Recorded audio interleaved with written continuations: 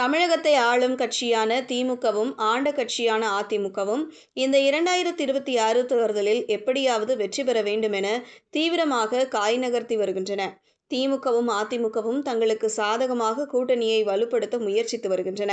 திமுக கூட்டணியில் காங்கிரஸ், விடுதலை சிறுத்தைகள், கம்யூனிஸ்ட் கட்சிகள், மதிமுக உள்ளிட்ட கட்சிகள் ஏற்கனவே உள்ளன.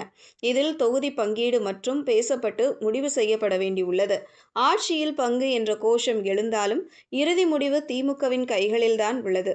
மறுபுறம் மதிமுக கூட்டணியில் பாஜக, தமாக, ஐஜேகே போன்ற கட்சிகள் இடம் பிடித்துள்ளன.